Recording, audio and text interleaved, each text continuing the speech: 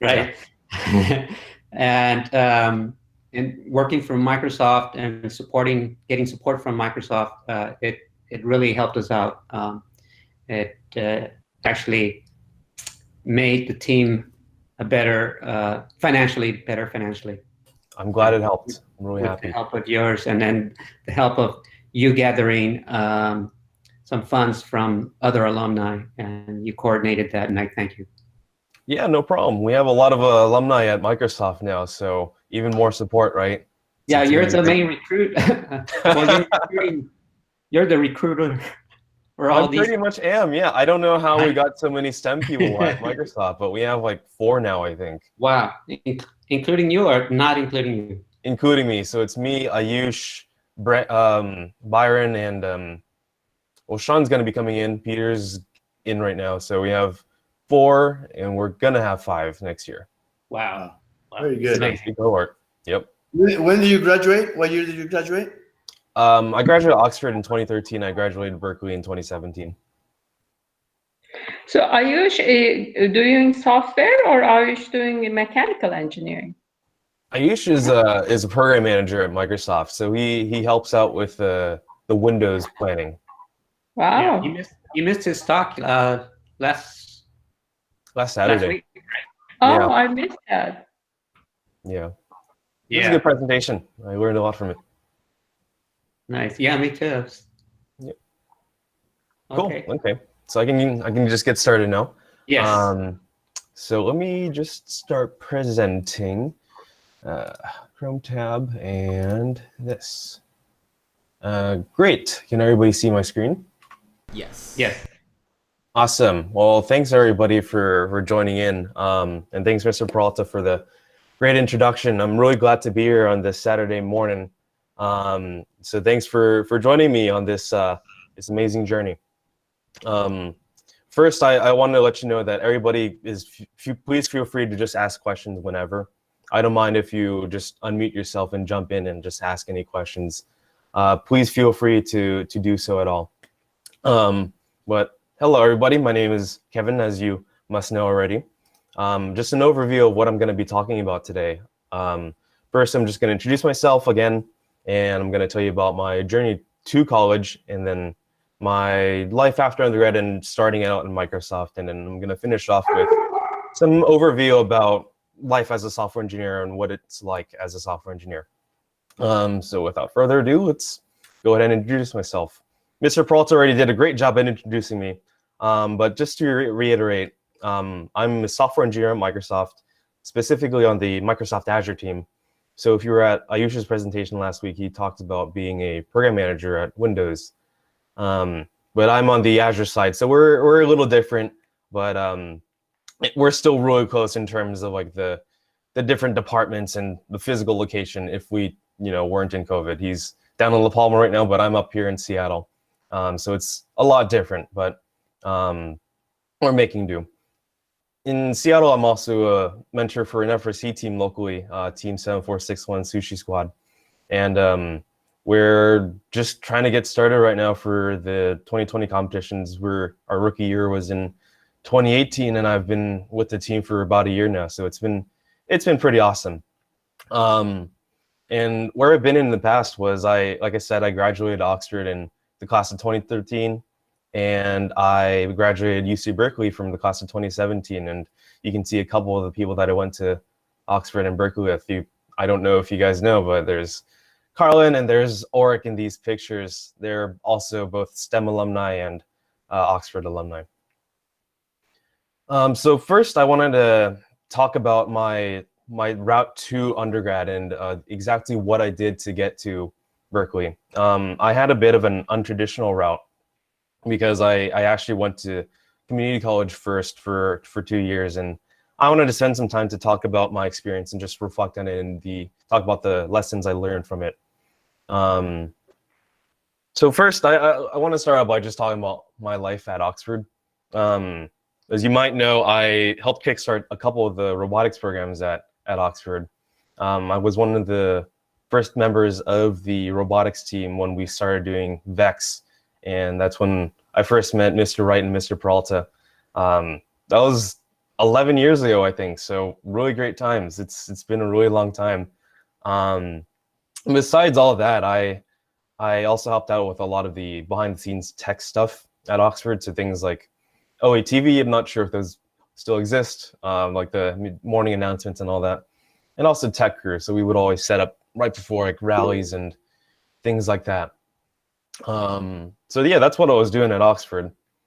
And besides all the nerdy tech stuff, I was in some standard clubs. I was one of the leaders for the graphic design crew. I'm not sure if that exists anymore. I was part of the swim team, just doing that every spring. Unfortunately, probably can't do that, but it was great times being able to do that in the spring. I was part of Larson's cluster, but I think she's not teaching at Oxford anymore, unfortunately. I think she's but she's still in the area, I believe. Basically, I was just pretty much your standard nerd at Oxford. I was doing a lot of things. I was part of Q Club. I did volunteering. I marveled at Lake Oxford whenever it rained so much that it got flooded in the quad. Just, regular STEM Oxford nerd and stuff. And as part of the Oxford nerd stuff, I had a lot of universities that I really wanted to attend. And even early on in my Oxford career, I knew I wanted to pursue a degree in computer science. And when I was in 9th grade, we had this class called Business Systems and Tech. There's so many things that I don't know if they still exist, but I hope they do. But this class in 9th grade, we had to do a lot of investigation on careers and schools and all that stuff. And even then, I knew that I really wanted to attend UC Berkeley. I investigated a lot of the school's background in CS and what their program was like, and I knew that it was a great fit for me. And my older brother actually went to Cal as well, right before my college years. So I already knew a good amount about what life at Berkeley was like, and what it was like to be in the Bay Area. Completely different than what it is in SoCal. But yeah, I really wanted to go to Berkeley, and that was I set my sights on Berkeley just even in as a junior. So I've always wanted to go there. But there were a couple of challenges that I experienced without college. My parents immigrated to America from Vietnam right before I was born, and they had nothing when they came here. So we were low income all throughout my childhood, and I was considered a first generation college student. In addition, I had a particularly different personal setback during my junior year of high school, which really affected my academic performance. And so a lot of my grades suffered, my AP scores suffered, and it was not a great year if we talk about my academics. And that was really a bad omen for my college applications during that season. And so unfortunately, I could not get into Berkeley when I initially did my first application as a senior in high school. And I did get into a couple of other schools, a couple of the UCs and CSUs in the area, but I still really wanted to get into Berkeley. I even appealed to get in, but unfortunately, they would not appeal my decision. So I was pretty set on going to another university. I was thinking of going to UCSD because they also had a really good computer science program. But my brother and I sat down one night and we launched Excel and just put a bunch of numbers into a spreadsheet. And from a financial standpoint, it made it looked like a lot more sense to actually transfer and attend community college for a couple of years. And since he had also transferred in the past, and I knew that he had a lot of experience trying to save money and penny pinching and all that. And so I really trusted his opinion on what would be best financially for not only me, but also the rest of my family, because I would have to be taking out student loans if I attended four-year university straight on. And so I made the decision to transfer, and I still really wanted to attend UC Berkeley. So the silver lining was I got my third chance, I guess. So this was my plan. I would attend community college for 2 years. And in the meantime, while I was taking classes, I would hone my professional skills by trying to join all the different professional organizations I knew about, and um, just trying to find a job in the area where I could actually apply the skills that I had learned over like the last 5 years at that point. And then after that, I would transfer to Berkeley, and then who knows what happens in after that, and then I'll get my bachelor's degree. That was the hope. And so my time at community college, I took a lot of classes in a lot of the community colleges in the area. There wasn't really a financial downside to attending more community colleges. The financial aid that I had really helped me just go wherever I felt like I needed to take the best classes. So I attended classes from Golden West College, Cerritos College, Cypress College, Fullerton College, just pretty much all the big community colleges in the area. And yeah, I was really trying to just optimize for the best courses, because Golden West had the best Intro to C++ course. Fullerton College had the best data structures course, and so I just tried to get as much variance as I could. And something that I noticed in community college as I was taking these courses was that the professors that I had were really great at teaching their courses. So they would always go into great depth about explaining technical concepts, and they would make sure that we would really learn everything. And I was really thankful for this, because there are a lot of things that kind of went over my head, like linear algebra and all that stuff. But since they were so good at teaching these concepts to me, and they always had open office hours, I was able to learn a lot about some crazy things. But even then, I still had to just study. There was a lot of studying I had to do to make sure I got the good grades I needed. And a couple of other things I did in community college was that there were a couple of programs that were open to me as a transfer student. So some colleges offer special counseling for those who might want to go to Berkeley, or maybe you want to transfer to another UC or private school or things like that. There's a lot of opportunities in community colleges for counseling of this nature. And so I try to take advantage of as much of it as I could. Cerritos College, for example, offered special counseling for people who wanted to attend Berkeley. And so that's really why I wanted to attend courses at Cerritos College. They also had some pretty good courses, so I was more than happy to attend their courses. And I also networked with a lot of my professors and just talked to them like during office hours or something like that, and found a lot of opportunities during those times from them. For example, I did research one summer, and that was at Cal State Fullerton. Learned a lot about low-level engineering and how to use an Arduino and all that stuff. So I thought that was really fun. And even at one point, I was able to go to JPL, and as part of a competition, we were trying to design a future Mars rover, I think. And as part of that competition, we were able to go to JPL and just explore it. I got to see a replica of the Mars rover up close, and it was great. It was really cool. I never realized Curiosity was that big, but it's huge. It's crazy. But in the meantime, while I took these community college courses, I tried to do a lot of different community things. So I attended hackathons. I went to career fairs that were being held at like USC and all these things. And basically, I was just trying to engage with the larger software engineering community, because I'm sure everybody knows about hackathons these days. But back then, the scene was kind of just getting started. So hackathons were like a fresh idea in everybody's minds, and we were all still trying to get everything together for those things. So the community was starting to get really big around this point. And so how did I get into these communities?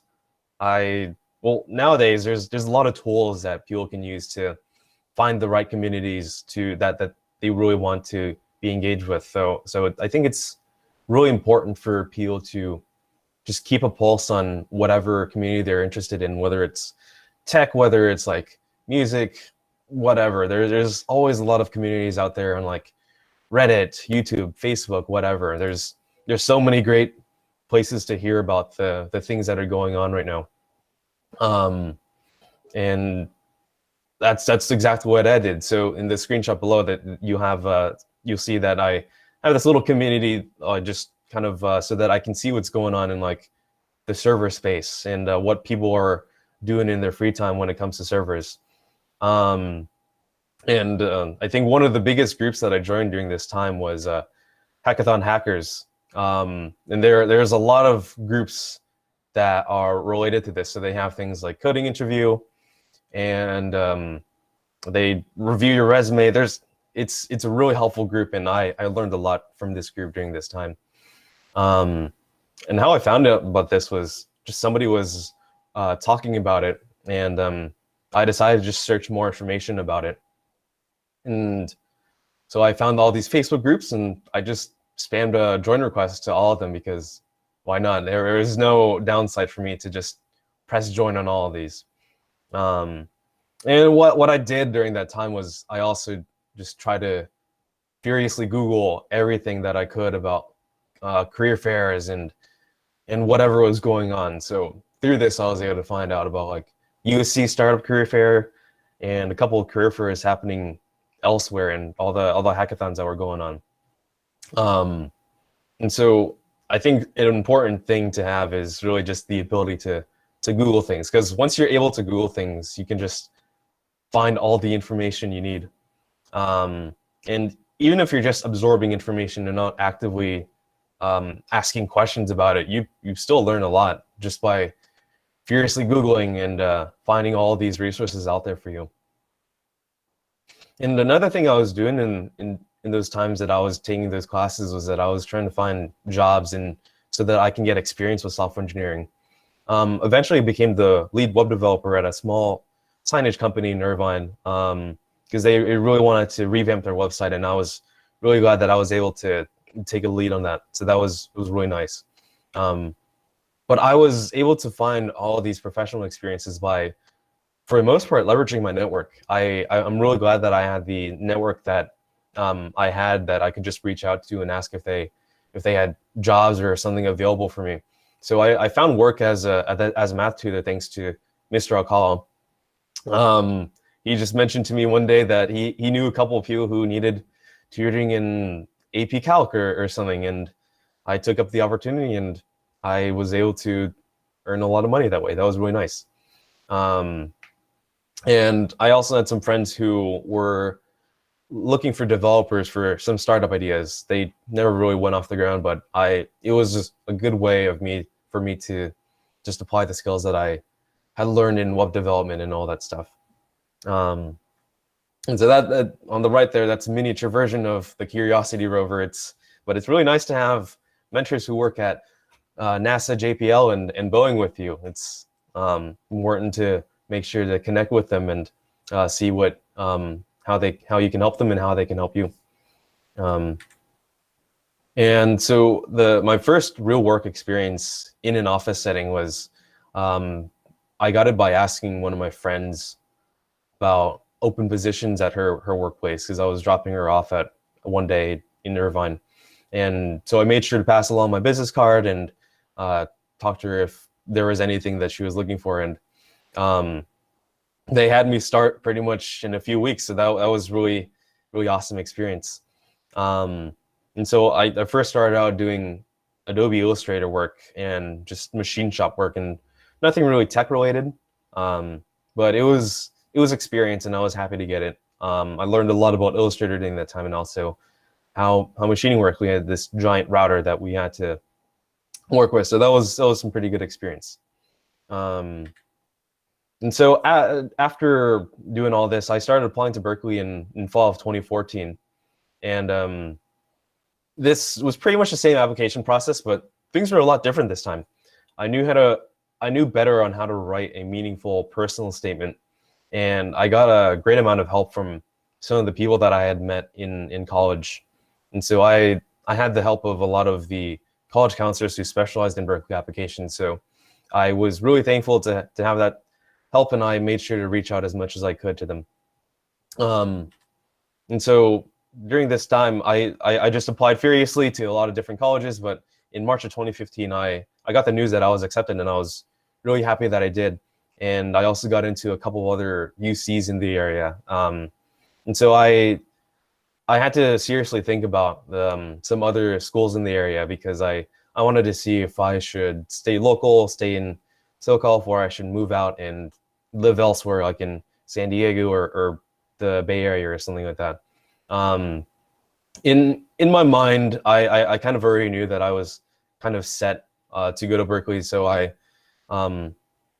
made a list on the pros and cons about whether to go to Berkeley or not, and I knew that I would just make that decision to go. So I SIR to Berkeley, and the rest is history. I started my first semester in Berkeley in fall of 2015, and even starting out at Berkeley, I applied the same things that I did during my time in community college. I joined all the different clubs I could. I attended all the recruiting events that they had, and I was able to meet a lot of great people. Everybody was really passionate about tech, and I was also really passionate. So I was really happy to find that community of people that I did by joining these clubs and everything. And you know, in the end, the plan all worked out. I was able to actually get to the 4-year university of my dreams, and I was actually studying there, which was pretty awesome. And I just want to talk a bit about finding opportunities at Berkeley and finding jobs. I know most of the people here are juniors in high school, so I don't know how much this will apply, but maybe in the future this might apply. A lot of companies have recruiting events at large universities, and the most important thing is, I know a lot of people say this, but it's always about making a first impression and standing out amongst a crowd. Then always be prepared to answer questions that are on your resume or to schedule a first round interview or anything. And during this time, it might be a little difficult, but you're going to get a lot of help, and you need to use all the help that you can get. There are always resume review sessions and networking sessions, and speakers come from these big tech companies to talk about how cool their tech stack is and all these things. And nowadays, I do help for Microsoft's recruiting efforts in the Bay Area. So I've been part of a lot of resume reviews and interviews lately. And so I know a good amount about how the process happens here and what it's like. So if you ever have any questions, just feel free to ask me about career fairs and what it's like to recruit for software engineering. But now, since I had gotten to Berkeley, I wanted to reflect on the past couple of years of experience. I was really glad that all the meticulous planning that I had actually worked out, and I think this very meticulous planning was a key step for me, because I was able to exactly know what my next step was at every point, and I was always prepared for whatever is coming next. But I think the biggest takeaway is that the alternative route is not necessarily the worst one. Community college was a great choice for me because my family was having financial troubles, and it was better for me to attend community college for a couple years and then eventually transfer over to a different 4-year institution. And it all worked out for me, but this doesn't necessarily mean that it's a great choice for everybody. There are challenges that you'll have to face if you do want to go to community college, but I think it should not be automatically a no option. I think this definitely is an option that should be considered. And something that I really honed during this time was my ability to seek information and furiously Google for anything I didn't know. Like if I wanted to know if there was an upcoming event at some nearby university, I would just type into Google like quotation career fair, open parentheses, USC or UCI or UC Irvine, end parentheses. Learning how to effectively Google, I think, is a really important skill. And if there's anything to take away, please just learn how to Google. Googling is really important, and I think it's a great skill to have. And I'm really glad I went to community college. It was definitely a lot different of an experience because there are a couple of things that you wouldn't have as a transfer student. like the social experience is a lot different. You don't have those first 2 years of going to a 4-year institution and socializing with all these different people and in your 4-year institution. And the classes are a lot different, and basically everything about it was a lot different. But if I had to change anything about it, I wouldn't really change much. I'm really glad that I went to community college, and I wouldn't change that at all. I learned a lot during this time, and I think I grew a lot as a person during these 2 years. But that being said, I'm really glad that I had a strong support network that would help me if I needed anything. And I think the key was also the planning that I did. The 2 years that I had was really great time for me to just hone my focus and really pull everything in and make sure that I start working towards my goal of getting a great job. So I focus a lot in my professional planning. And I think if you don't really know much about what you want to do in college, I think community college is a great choice because you get to experience just a different potpourri of courses and just try out anything that you might want. You can take a class on IT or cybersecurity. I know a lot of people are taking courses with cybersecurity at Cypress College, I think. And there's just so many different things that you can do. And I think if you don't really know what to do, then community college might be a strong option. Again, it's really all about thinking about what you want and planning out your steps for the future, I think. And so with that, I want to talk more about Microsoft and how exactly I got to Microsoft and what my daily life is as a software engineer at Microsoft. But the first question you might be asking is, how did you get here exactly? Well, I'll present to you this question. How did FRC Team 4079 get to Houston in 2019? This was a question that constantly came up as I was talking to some of the team members last year. Is that just how do you guys get to Houston? How do you guys get to World Champs? And was it just luck? Was it just skill? As it turns out, it was actually a bit of both. I think 4079 attributed a lot of things to luck, but you guys had a good drive team. Obviously, you guys got to finals of the LA Regional, right? So, I mean, like, there has to be some skill there. Make no mistake, luck was definitely a big part of it, and it's just kind of the same story for me. I was really lucky to get the experiences that I had to get into Microsoft.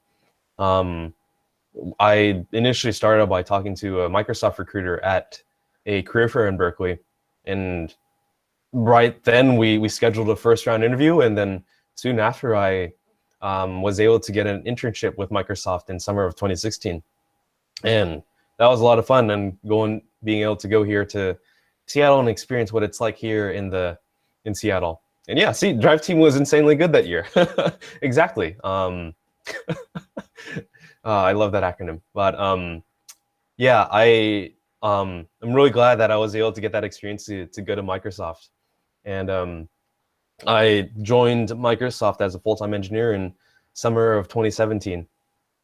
But now the next question might be, why did you choose Microsoft as opposed to like Google, Facebook, and all these different tech companies? The biggest draw for me when I started out at Microsoft was that Microsoft does a lot of different stuff. Like, we do cloud, we do Windows, we did gaming.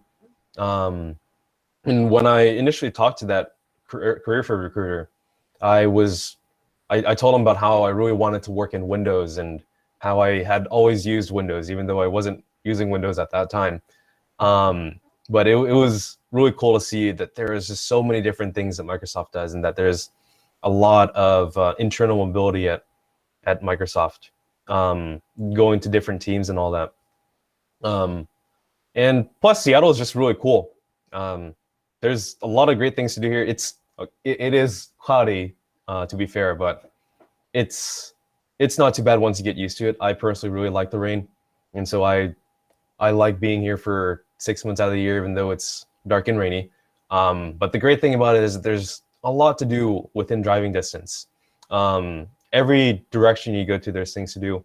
You can go to Vancouver, you can go to Portland or national parks, whatever. And another big reason why I didn't go to like Google or somewhere else was I could not pass for technical interviews. They were just way too hard. I got to the final round of Google, but their questions during the final round interview were just really difficult. So unfortunately, I couldn't get in, but I was really, really happy enough to be at Microsoft. And so if you were at Ayush's presentation last Saturday, you might have seen this slide about the different products that Microsoft has in its portfolio. And these are just the biggest ones. There's still other things that we have. But Ayush worked on Windows, and I work on Microsoft Azure, which is this bottom left logo here. And if you look at the line graph on the right-hand side, we're actually the very top one. We are the money dog of Microsoft, which is really great. And so now that I work in the cloud, big question is what exactly is the cloud? A lot of people tend to say that the cloud is just someone else's computer, and to an extent they're right. The cloud really is just a different computer elsewhere. It's not that much different than what you have sitting in front of you right now on your laptop. But the biggest difference is that all these computers are bigger, beefier, and they're everywhere. They are all around the globe. They're in Oregon, they're in San Jose, they're everywhere. And they do everything from serving websites. So you're on the cloud right now on Google Meet, and I'm using Google Meet to deliver this talk. And so we're using the cloud right now.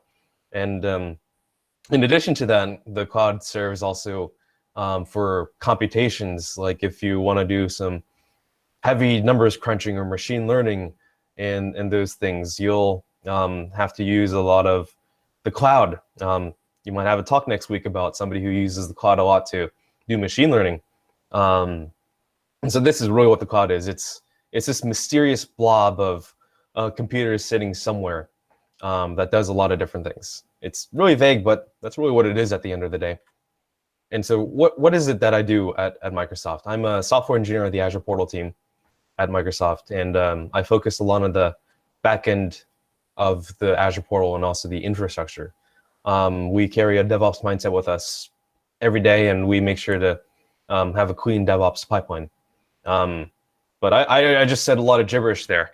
What exactly does that mean? You can see the product that we build on the bottom there. This Azure Portal, it's this thing that we can navigate to. So we are the front page for management of the Azure cloud. And it might not seem like much. There's a lot of front-end engineering that has to go along with it, but I work on the back end for this. But yeah, I just said a lot of gibberish. What exactly does that mean? Yes, thanks. It's a great email. So let's first talk about the different types of software engineering there are. There's a lot of the terms that get thrown around are front engineering, back-end engineering, and full stack engineering. So front-end engineering is the things that you can interact with, like Google Slides or Google Meet, Google Drive. The actual interface that you see is what a front-end engineer has to design and implement. And that is their main job, which takes a lot of work because there's a lot of heavy lifting that is a result of doing this front-end development. Now, back-end development is kind of the wiring that's under the hood for this front end. So once you click on a button, what does it do? Well, that's where the backend comes into play. So it provides all this logical layer of putting things together. So once you click that join video call button, that's the backend that has to actually take you into the video call. And if you want to upload a photo to Instagram, that button that you click is wired out to a backend that lets you actually upload a photo. And you also might have heard the term full stack engineering. That's really a combination of both front end and back end engineering. Now, DevOps is at its broadest a mindset in a set of practices that mix development and also operations. And so you mix up the development workflow as in like writing code and testing it and all that. But you also think about it from an operations mindset. So you write your code to make sure that it's resilient and scalable, so that if it goes down, then it goes down, but can be brought up really quickly, or you have 24/7 uptime, or it's just making sure that it's easy to have availability for. And so infrastructure is also really important. It's kind of related to DevOps in a way. But a great analogy to think about is that let's think first about physical infrastructure. What does it provide, and what wouldn't we have without it? Well, we wouldn't have the I-5 or the California 91, or really a lot of paved roads. You'd have to walk everywhere pretty much. We wouldn't have mass transit systems like the LA Metro or the Bay Area BART, or just the ability to travel in general, especially across an ocean to a completely different continent in like 8 hours. When you think about it, being able to go from LAX to like Tokyo in 8 hours is a marvel of engineering, and that's really representative how far we've gotten in engineering. Granted, we can't do that now. But I mean, in the future, hopefully, we can still do that. But if we extend this metaphor over to digital infrastructure, let's think about what we wouldn't have without infrastructure in the digital world. Well, we wouldn't be able to access our messenger chats. We wouldn't be able to video call friends during COVID-19 lockdown. We wouldn't be able to log into Netflix and watch anything like the Avengers or whatever. And so there's a lot of infrastructure that we don't really think about, but it really serves as the backbone of everything that we do every day. And so I've always really loved our infrastructure, and I never really thought much about it until I came to Microsoft. But it was one of the biggest things that I really loved to do, even when I was younger. So I ran server software. Even in middle school, I was serving websites off of my personal computer. In high school, I bought a virtual server just to run Minecraft and be able to play with a couple of my friends. And I was just running a lot of Linux servers back then, and it was a lot of fun for me. And even at Oxford, I did a lot of the behind the scenes tech work. You might have noticed in the past that I talked about being in tech crew and all those things. And I really did just was behind the scenes at Oxford and just doing a lot of random things.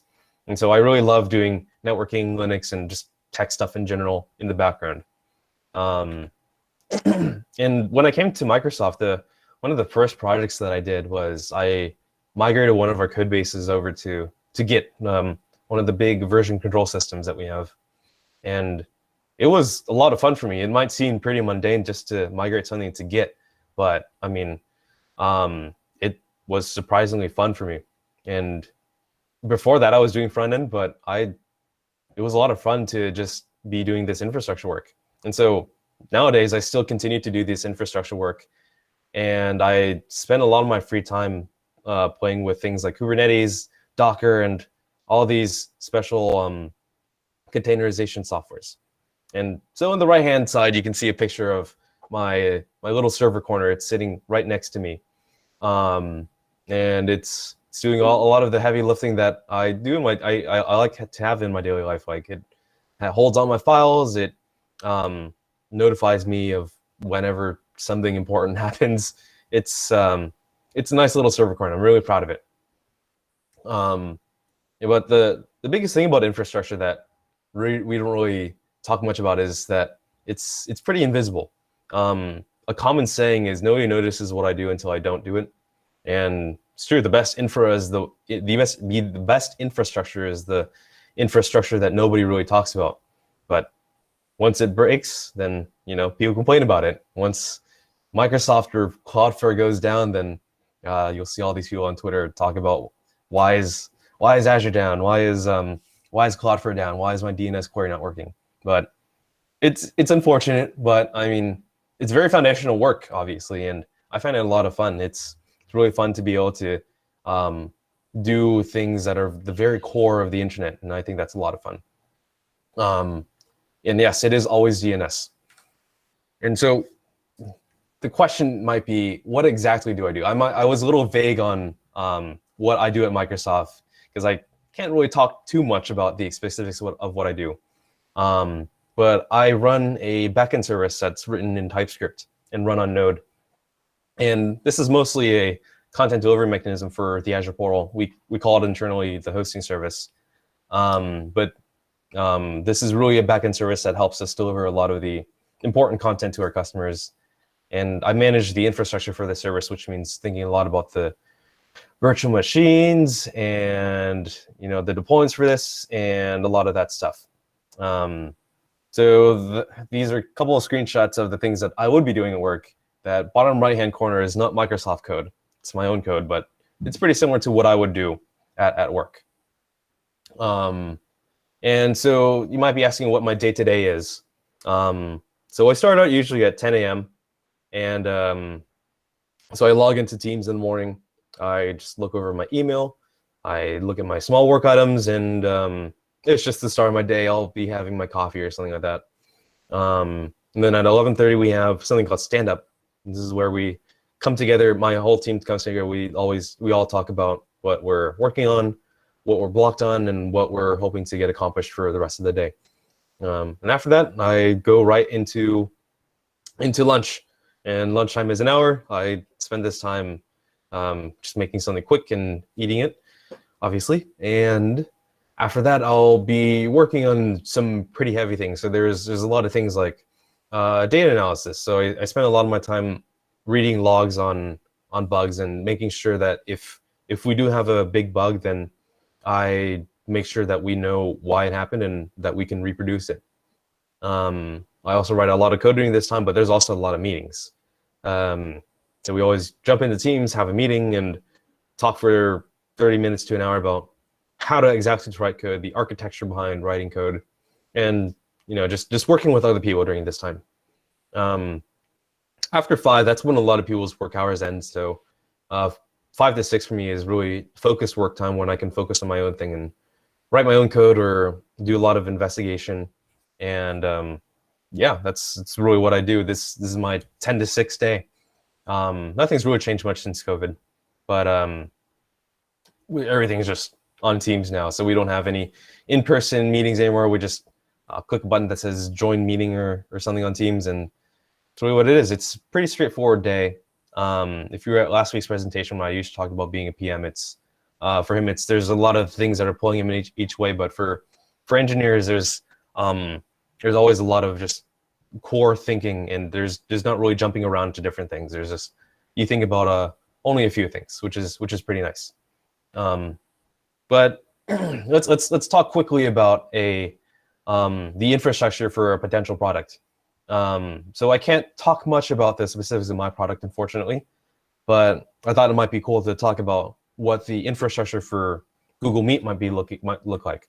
And so I don't work at Google, obviously, so I don't know what's going on under the hood of Google Meet, and there was no documentation I could find about how Google Meet worked.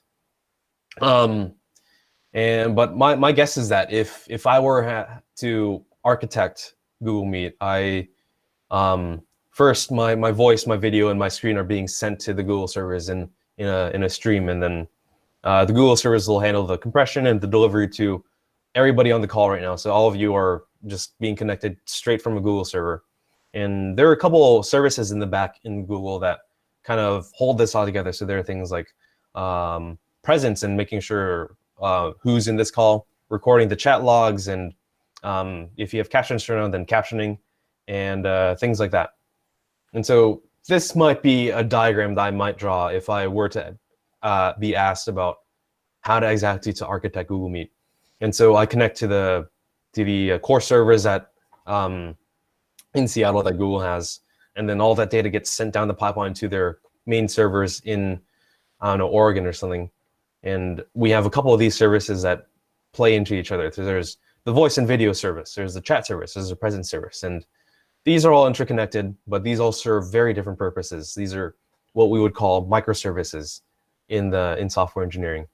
And at the other end, then this data gets sent down the pipeline to the LAX server. So that's probably the closest Google data center to you. And then the data just gets sent down the pipeline to your home where you're watching it right now. And so it's all very, very complicated. But and Google Meet in every service really is just a puzzle. And all these services that I talk about are really just pieces of the puzzle. And once you link together, then it makes sense that this is the big picture. And all of these microservices that we talk about, these different small little services that take on different pieces, are engineered for reliability. If one goes down, then it's resilient and it doesn't break the entire thing. That's the hope when we we use the microservice architecture. And you can really apply the same thought process to things like Messenger, Discord, or Slack, or whatever.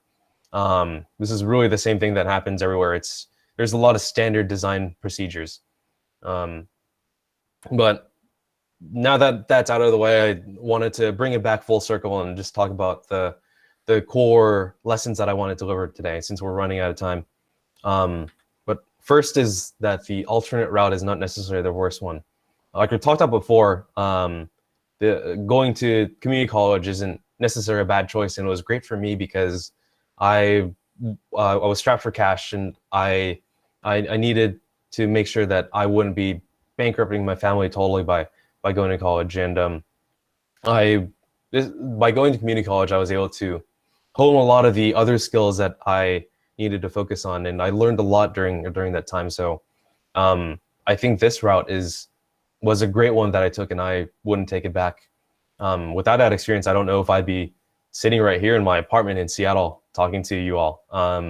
This picture here is actually from my Seattle apartment when I first moved in June of 2017, and that's actually just to my left here. So it's a great reflection on how long it's been and the steps I've taken to get here.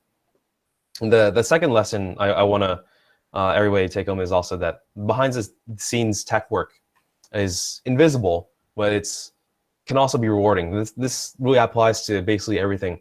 The digital infrastructure is really exciting, and also physical infrastructure is really exciting. If you want to be a civil or an aerospace engineer, there's a lot of infrastructure work that you have to think about. The air and space ports, or the roads and bridges you would want to design. These might be invisible to a lot of people, but it's really exciting being able to construct all of these things.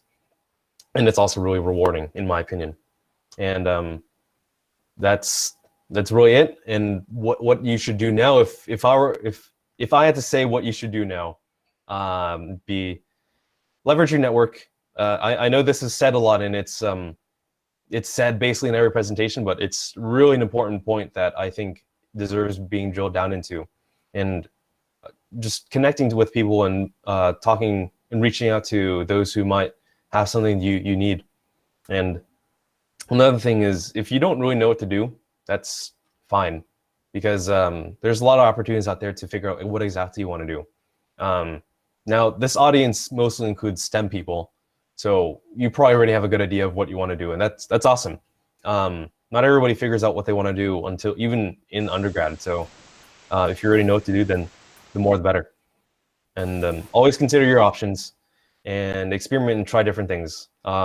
Looking back at high school, I had a lot of time in high school, and I wish I experimented with a lot more things. I did experiment with a lot of tech stuff and played around with servers and that stuff, but there's so much other things out there. If you want to learn React, which is a front-end development framework, Fusion 360, if you want to get started on like 3D printing and CAD softwares, digital audio workstation if you want to try music and see what a career in music would be like, learning Mandarin or learning just different languages. This is a really great time to be doing whatever you're curious about. The things that you learn now are really going to stick with you in the future. And in the future, you don't really get that much time to experiment and have all of those things that you do be really internalized. I'm thankful to still really have a good amount of free time, but there's a lot less of that than I was in high school. And I wanted to give some special thanks to first the teachers and administrators at Oxford Academy. I spent 5 years of my high school life in Oxford Academy, and I really want to thank everybody who helped me there and the community that they built at Oxford. I think that was really, really great of them. And I also wanted to thank Mr. Peralta, Mr. Wright, and all the mentors that are on the team and that are involved with STEM. And without the mentors, the program wouldn't really work out. We wouldn't really have a team 11 years ago. So I'm really glad that Mr. Peralta and Mr. Wright came out to help out with the robotics program that we helped start. And I'm really glad that we've built a huge mentor network since then that really brings the program together. And I also really want to thank all of the alumni that has made my experience possible. there have been a lot of great alumni that I've met along the way, and I still hang out with them to this day. And we have this Slack chat where we come in together and we always talk about random stuff. And so it's really great to have the alumni all together. So shout out to all the alumni. And there's to the students as well. It's really great that everybody's part of this program. FRC is a really great way of bringing a community together, and I'm glad that you're all part of an FRC team. I'm part of an FRC team too, and it's really great to see how things are pretty much the same, even across a totally different latitude. So it's pretty great. And so with that, we have 5 minutes for questions. I know that's not a lot of time, but please feel free to ask me any questions. Well, this is Mr. Peralta. I just want to thank you and thank you for mentioning my name as a mentor. Yeah. I know when I first got involved, or when John and I first got involved, I think it was a coincidence, and it was a funny coincidence because I was asked to be a mentor for this program that I believe one of the mother's daughter was, I believe she was president of the club or starting the club. And I just said, well, I don't know anything about robotics. I know you guys are building a robotics program or club. And I just said, okay, I'll give it a try. So here I am, and here's also Mr. Wright, still hung in there. And I'm glad you guys came. It's really awesome. That's how it happened, Yeah. Just asked me, and I said, well, okay, I'll give it a try. I don't know anything about robotics. I know some, things about electronics, and maybe I can help out in there. And that's how I started with. Yeah. I'm glad I did. That's how it all started. That's very cool. It's an honor to go through all these students, courageous students and smart students, and where they are now at the moment. And I congratulate you as well to using your ability of finding information and bless you, and finding it for your life decisions, and they all work well. I mean, look at you now. I'm proud of you. Thanks, Mr. Peralta. I'm really glad to hear that, and thanks, Mr. Alonso, for those words. I'm really glad that I was able to come here and present today. So thank you for this experience. Anybody has? I have one question. Yep. Kevin, does Microsoft give a lot of training to you guys? Do you, when you start working or on a regular basis? Yeah, so we have this whole internal website for training that every employee can go into and just start learning something new about something different in technology, or even check out a book about finance or something and learn about how the stock market works or something like that. So there's a lot of opportunities for training inside of Microsoft, and I think that's really awesome. For your job, when you first start, did they say, okay, you have to go do these trainings, or how did that work? Because right out of college, it's like you don't know what their product is, and yeah. So they have all of those available for you guys. Right. Yeah, so that's really true. Starting out, there's not really much that you know about like the cloud and all that. So they do have a couple of introductory courses right when you join Microsoft that you can take to accelerate yourself into learning about Azure, learning about the cloud, etc. And those courses usually take about a week or two, and then you're off learning about different things in your team. So there's definitely opportunities out there, and I don't know if it's mandatory, but it's definitely recommended for a lot of incoming software engineers at Microsoft to take these courses. And yes, I graduated Oxford in 2013 and Berkeley in 2017.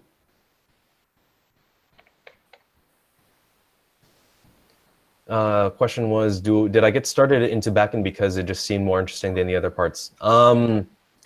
Well, the reason I started doing backend at work was that I was just starting out on this product that I thought was really interesting.